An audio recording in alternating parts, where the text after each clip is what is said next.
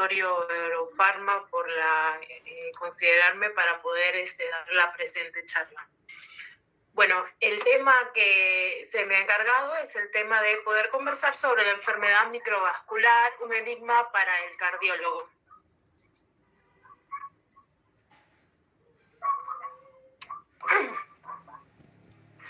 Considerando que la enfermedad, la mortalidad general por todas las causas a nivel mundial persiste siendo la causa cardiovascular la número 1 en la incidencia, tenemos que tanto para varones como para mujeres, como lo vemos en la gráfica, para mujeres es el 47%, incluyendo enfermedad isquémica, coronaria, el stroke y otros problemas cardiovasculares, y para los varones en un 39%, ambas muy por delante de la situación del cáncer, o la presencia del cáncer, diagnóstico de cáncer.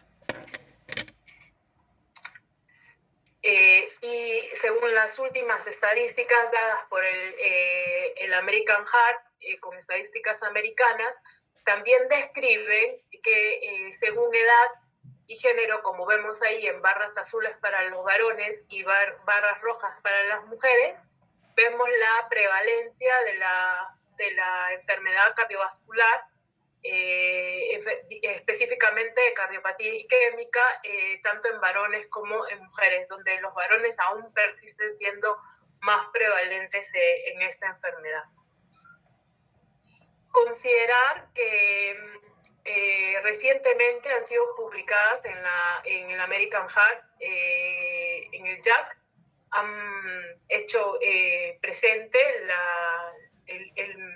el hecho de poder evaluar el tema del dolor precordial y tener ciertas consideraciones, como que el considerar el tema del dolor y los equivalentes anginosos que puedan presentarse, considerar el tema del diagnóstico por medio de las troponinas de alta sensibilidad, tema de poder tener un diagnóstico rápido y certero en los cuadros agudos, siempre y cuando el paciente esté hemodinámicamente estable, considerar y tomar las decisiones adecuadas. Si el paciente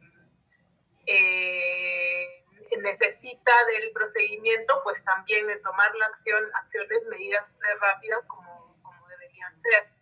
Considerar también el tema de las mujeres, los equivalentes anginosos que pueden ser mucho más frecuentes.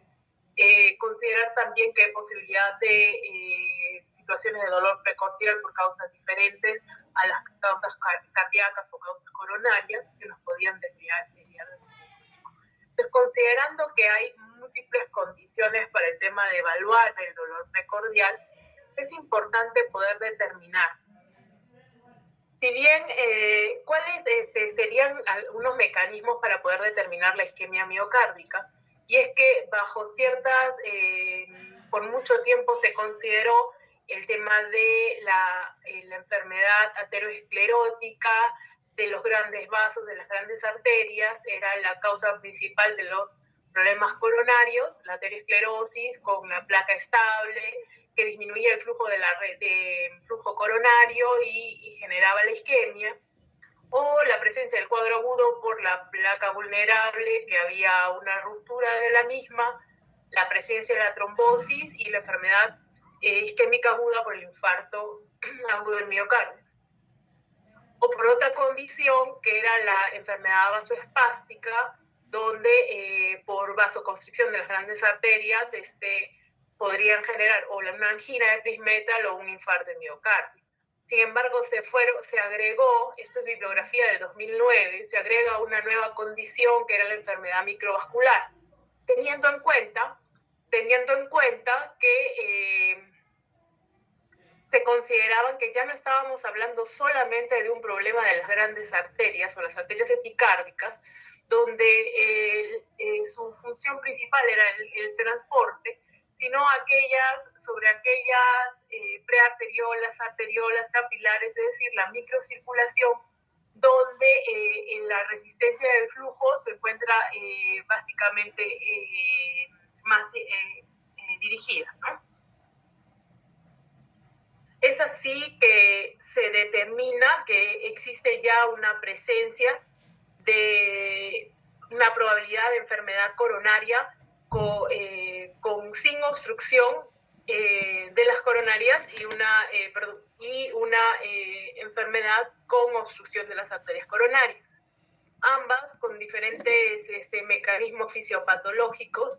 En realidad, hablar de la disfunción microvascular es que estamos hablando básicamente de la condición no obstructiva, donde va a haber un aumento de la presencia de inflamación, aumento de endotelinas, además por la presencia de las adipoquinas y aumento del RAS,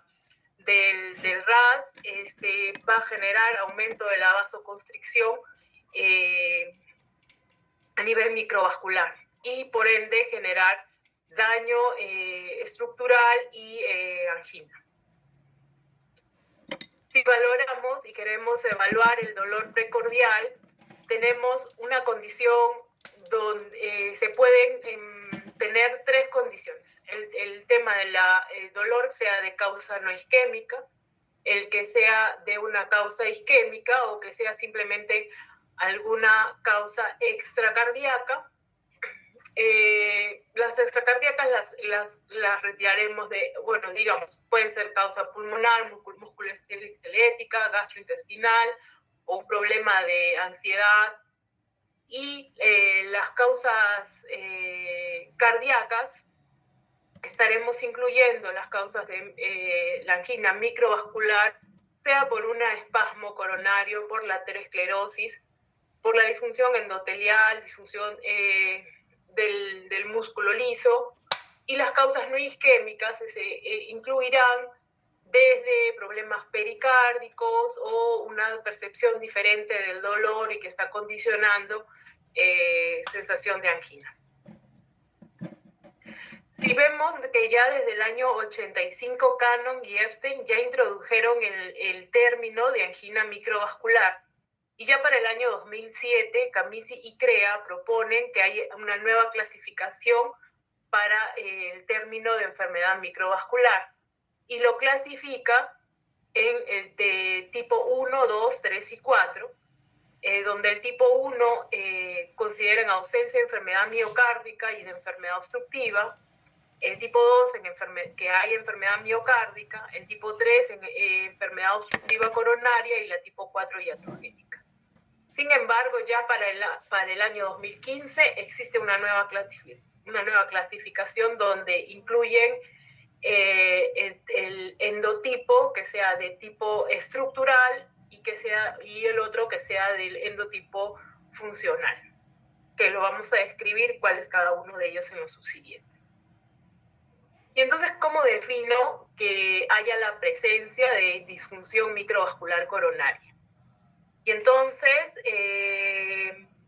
frente a las diferentes condiciones o las situaciones de dolor o equivalentes anginosos que pueda presentar el paciente o la paciente, haya una evidencia de una reserva del flujo coronario reducida y en ausencia de enfermedad epicárdica obstructiva. Es la definición para disfunción microvascular coronaria. Como ya habíamos conversado, que nos vamos a basar en el tema de ver en la disfunción a nivel prearteriolar, arteriolar y capilares, donde más que un daño como lo vemos acá, de las arterias epicárdicas por obstrucción, por aterosclerosis, estamos hablando de una alteración estructural de la arteria, por alteración del músculo liso, que va a disminuir la densidad capilar y por ende el diámetro y el flujo. Y por otro lado, una alteración en cuanto a la función por mecanismos de liberación de sustancias como las endotelinas, prostaglandinas, tromboxanos, que alteran el buen funcionamiento de la microvasculatura. Y es que uno de los principales actores aquí es el endotelio, y bueno, les pongo una una gráfica de cuál es la función normal, digamos, el esquema de todo lo que ocurre en un endotelio normal. Y es que este endotelio es algo complicado y sofisticado, es en realidad un sistema sofisticado que va a procesar una serie de señales, desde estímulos por sustancias como la acetilcolina, la bradykinin, o va a haber, o por situaciones como el shear estrés, o los cambios de temperatura, o la presencia de isquemia o la inflamación. O sea, cada una de ellas estimulará y generará la liberación de toda una cascada que va a activar y va a generar una liberación de unas sustancias.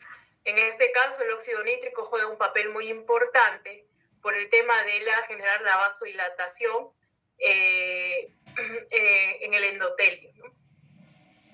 Este sistema, bueno, es un sistema realmente sofisticado, como podrán ver, que va a procesar las diferentes señales y es capaz de diferenciar los diferentes tipos de señales y generar, por ende, diferentes tipos de respuestas.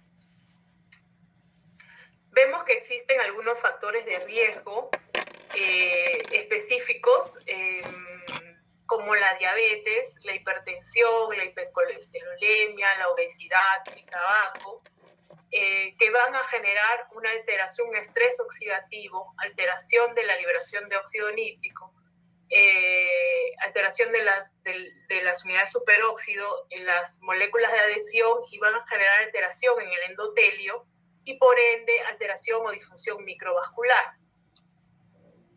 ¿Cuáles son aquellos criterios diagnósticos que nos van a llevar a entender la enfermedad microvascular?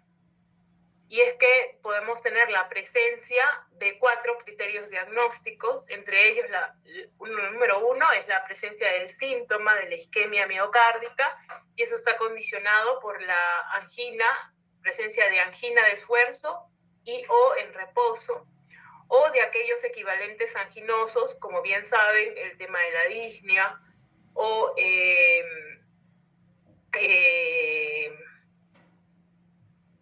tema de la disnea básicamente. Como segundo punto está la ausencia de enfermedad coronaria obstructiva, esto determinado por que haya una reducción del diámetro de menos del 50% de la luz, o que el FFR esté por arriba de 0.8 y esto sea determinado por una tomografía coronaria o una angiografía coronaria invasiva. Como tercer punto está la evidencia de que haya una isquemia miocárdica objetiva evidente. En primer punto, el cambio isquémico del electrocardiograma frente a un episodio de dolor, o que bajo la inducción, ya sea por estrés o por cambios isquémicos, por el dolor, haya cambios en el electrocardiograma en ausencia de perfusión miocárdica anormal, transitoria, reversible. Y como cuarto punto está pues que haya la evidencia de que hay un deterioro de la función microvascular coronaria, y esto sea por el deterioro del flujo de reserva coronario, que esté en menos de 2 o menos de 2.5, dependiendo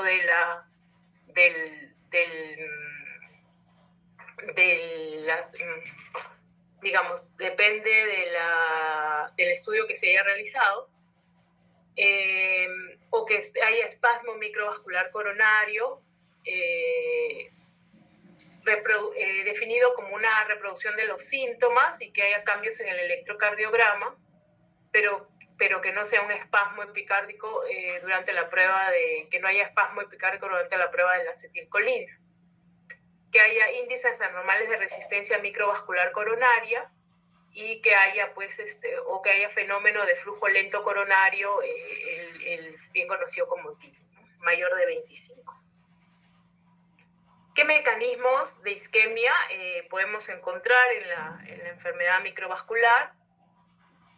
Y bueno, les había mencionado la nueva separación o la nueva clasificación de la determinación de la isquemia, que puede ser por mecanismos estructurales o por mecanismos funcionales. Tanto para las arterias epicárdicas, lo vemos acá, en los mecanismos estructurales estarían dados por la alteración misma de la arteria, por presencia de placas o ruptura de placas, o por la presencia de un puente intramiocárdico, y las arterias o los mecanismos funcionales, que estaría dado por un espasmo epicárdico que va a generar disminución del flujo y isquemia con síntomas. Y por otro lado está la enfermedad microvascular, donde también se divide en dos, y está los cambios estructurales y los cambios funcionales. Los cambios estructurales estarían dados por ya obstrucción de la luz, por infiltración de las paredes, por algunas condiciones como la amiloidosis o el Fabry, que haya una compresión extrínseca por una cardiomiopatía hipertrófica o amiloidosis, es decir, o los mecanismos funcionales por disfunción ya endotelial, ese sistema complejo que teníamos del endotelio y de liberación de sustancias, cuando es sobreestimulado, va a generar un efecto contrario, digamos, y va a generar daño del endotelio. Si nosotros vemos la estructura en la enfermedad, la disfunción microvascular, tenemos que el flujo sanguíneo coronario, en el tipo del subtipo estructural, el flujo sanguíneo coronario va a estar normal, el flujo de reserva coronario va a estar disminuido y el índice hiperémico de resistencia microcirculatoria va a estar incrementado. Y en el caso del endotipo funcional, el flujo sanguíneo coronario va a estar incrementado con el flujo de reserva coronario disminuido, y el índice hiperémico de resistencia microcirculatoria va a estar normal.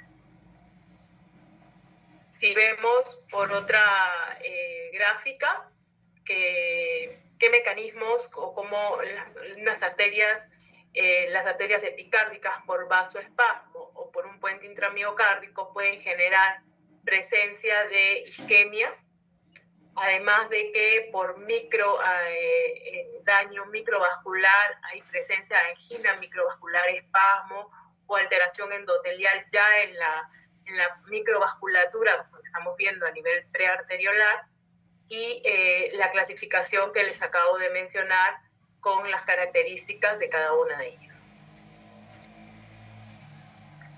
Y vemos cómo los factores de riesgo que he mencionado, la edad, la obesidad, la diabetes, las enfermedades crónicas, van a generar a nivel de esto es una arteria, la arteria epicárdica, y acá la parte ya microvascular, vemos cómo va a generar a nivel de va a haber inflamación del tejido adiposo perivascular, y a nivel epicárdico generará un espasmo de la arteria epicárdica, y a nivel microvascular se generará el espasmo microvascular y alteraciones ya de la microvasculatura con presencia de daño, ¿no?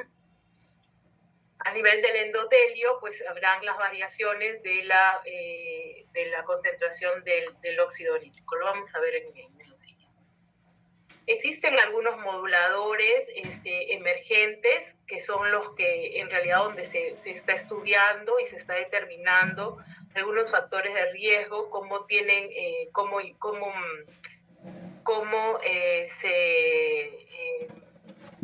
son los causantes de muchos de estos problemas. Aquellos moduladores emergentes de la función microvascular están divididos en tres, que son los moduladores moleculares. Entre ellos está la arginasa, la calreticulina y los aditivos aromatizantes. Los moduladores tisulares, que son el glicocálix, las células musculares lisas y el tejido adiposo perivascular, y los moduladores exógenos como el SHARE-3 y el ritmo circadiano. Veamos cada uno de ellos en esta gráfica que está bastante interesante.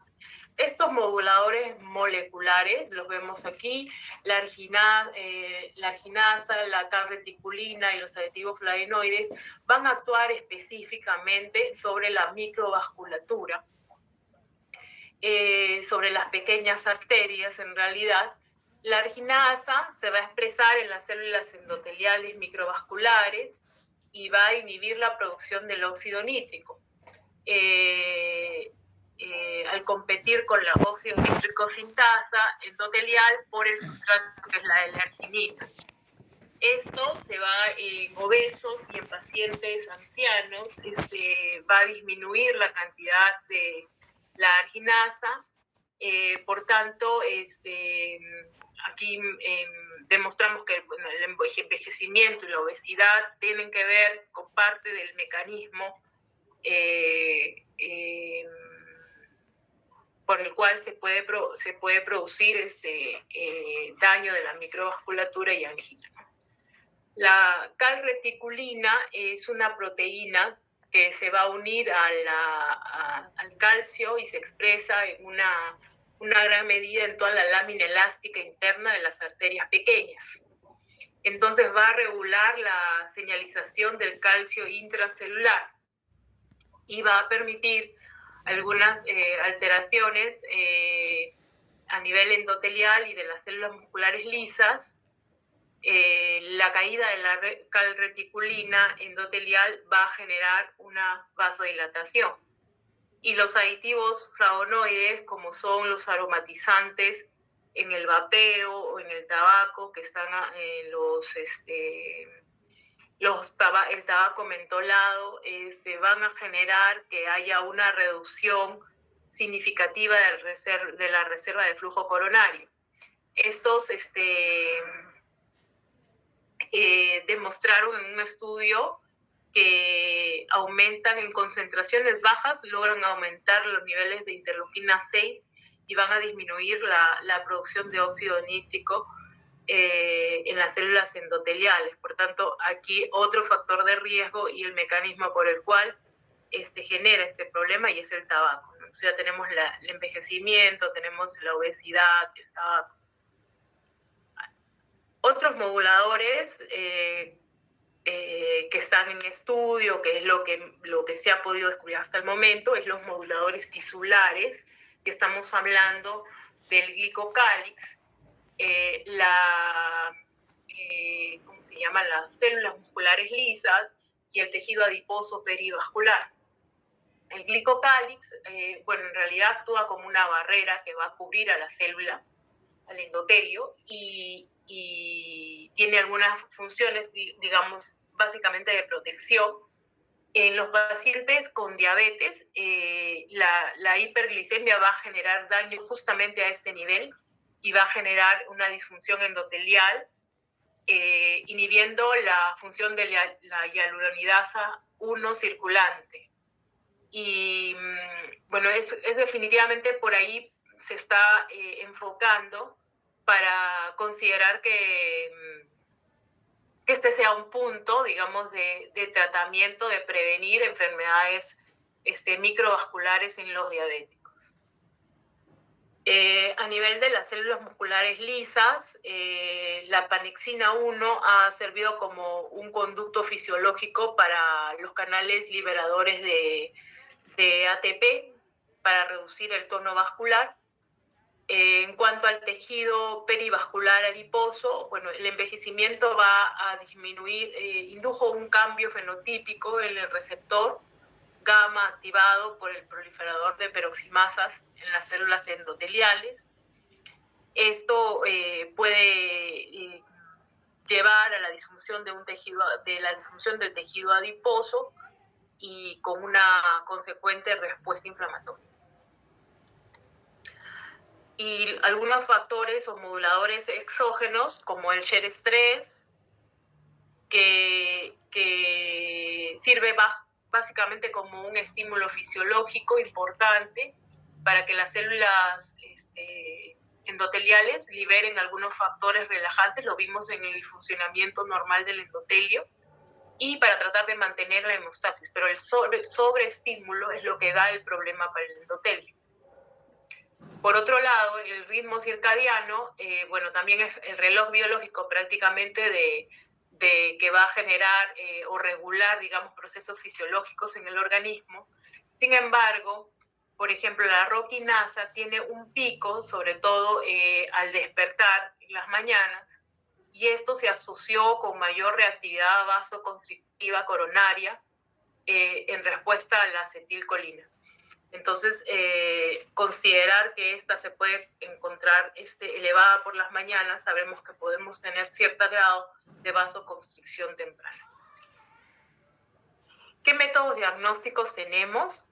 Bueno, las técnicas, existen técnicas no invasivas y las técnicas invasivas. Las técnicas no invasivas está el ecocardiograma, que es una prueba relativamente poco costosa, que no tiene radiación, puede ser reproducible, sin embargo, como efecto el contra, digamos, de la técnica es que debería haber un entrenamiento considerable para tener que poder confiar en el ojo del ecografista o del médico que lo realiza.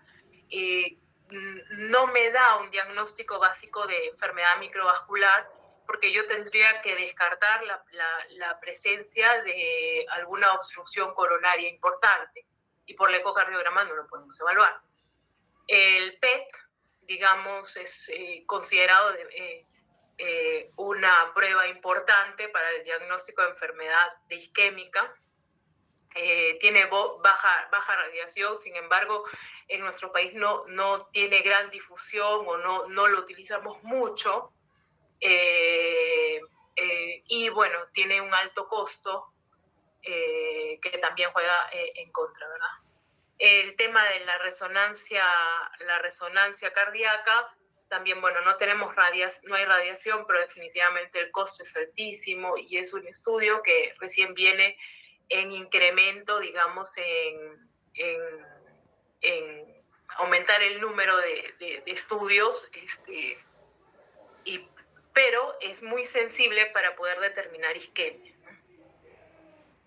Y el scan por tomografía, que sí nos puede permitir valorar el tema de la anatomía y la funcionabilidad de las coronarias. Sin embargo, el contra es que tiene mucha radiación, el uso del contraste podría darnos problemas o daño renal y dependiendo del ojo del médico que lo evalúa, poder determinar correctamente o digamos, el grosor o la obstrucción que pueda tener en el estudio. Las técnicas invasivas, pues definitivamente ustedes mejores que yo saben de la enfermedad de la cinecoronariografía. El tema es el tema de la radiación que pueda haber. No tenemos muchos centros que puedan contar con el procedimiento, salvo los hospitales grandes a nivel de Lima. Dentro del estudio tenemos el poder medir la temperatura y la presión intracoronaria, hacerle el flujo coronario o hacer la prueba de acetilcolina durante el cateterismo. Esta es un flujograma donde, frente a la sospecha de enfermedad isquémica, se trata de evaluar por método no invasivo o invasivo. Si fuera por método no invasivo y encontráramos que hubiera un flujo de reserva coronario menor de 2, bueno, estamos bajo la sospecha de enfermedad microvascular. Si fuera mayor de 2 o de 2.5, pues deberíamos pasar al test de acetilcolina y con ello poder determinar si es enfermedad con una condición normal o que haya un espasmo microvascular o un espasmo epicárdico, ¿no? Y este es el protocolo o el que sugiere un protocolo para realizar la prueba de acetilcolina. Los hemodinamistas, mejor que yo, podrían entenderlo y es donde podemos determinar frente a ello la presencia de enfermedad microvascular. ¿Y qué es lo que hace la acetilcolina a nivel de la musculatura lisa? Y bueno, la acetilcolina, al unirse al receptor muscarínico del tipo M3, va a permitir el ingreso de las moléculas de calcio para que al unirse va a mejorar o impulsar la producción de óxido nítrico y permitir la vasodilatación. Por otro lado, la adenosina va a estimular la conversión de ATP a AMP cíclico para mejorar lo que va a llevar a una inhibición de la fluencia de calcio y la inducción de la formación de óxido nítrico, las cuales también va a resultar en vasodilatación. Eso es el mecanismo por el cual ambos medicamentos van a trabajar en la musculatura lisa. Y es que la enfermedad microvascular tiene como papel importante el problema de la isquemia y no es solamente en una situación, sino como vemos aquí, va desde cuadros de angina por microespasmo, por enfermedad microvascular, espasmo microvascular, a situaciones de infarto, puede ser infarto con coronarias normales, o con alteraciones de cardiomiopatías, falla cardíaca con fracción de eyección preservada o problemas de síndrome coronarios agudos o el síndrome de Takotsubo. O sea, bajo diferentes condiciones se puede presentar la enfermedad microvascular. La enfermedad microvascular puede darse en un síndrome coronario agudo o en enfermedad coronaria crónica. En el síndrome coronario agudo estará en situaciones de un síndrome coronario agudo no obstructivo, en un síndrome coronario agudo que sea obstructivo o en presencia de no reflow, y en la enfermedad microvascular coronaria crónica es que sea de causa no obstructiva o de causa obstructiva. Si vemos pues que la inflamación va a generar la presencia de isquemia microvascular, presencia de alteración del flujo de reserva coronario, esto va a llevar a la presencia de injuria, fibrosis del cardiomiocito, va a generar alteración de la función diastólica y esto llevar tarde o temprano a la falla, a la insuficiencia cardíaca, probablemente inicialmente con fracción de eyección preservada y esto va a llevar a más inflamación y un círculo que no va a acabar, con daño en realidad de la musculatura lisa e isquemia. Algunas palabras del tratamiento.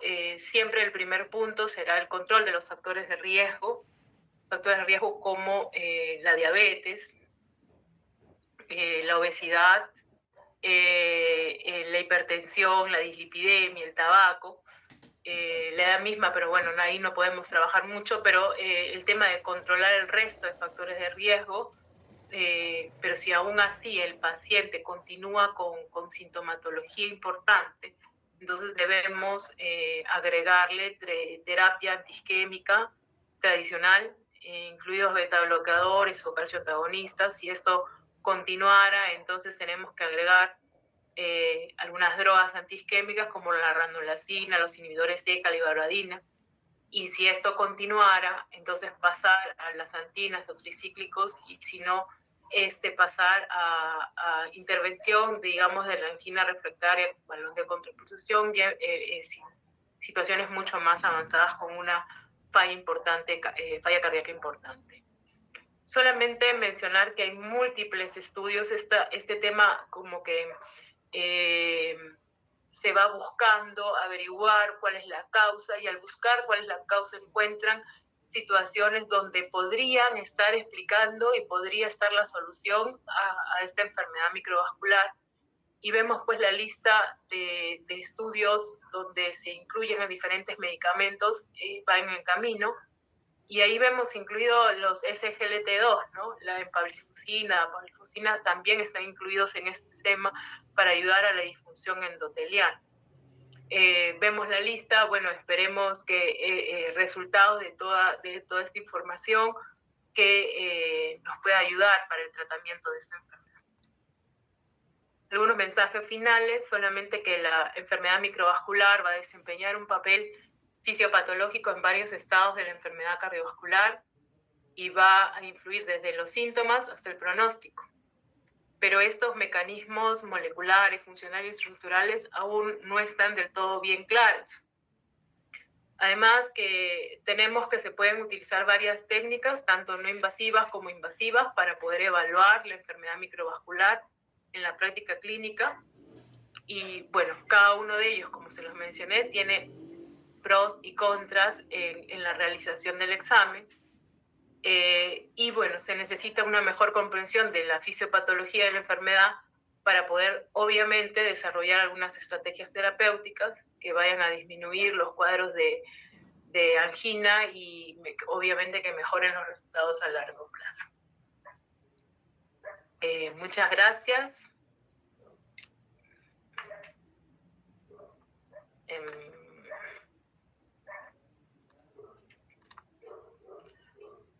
Muchas gracias a todos por habernos acompañado.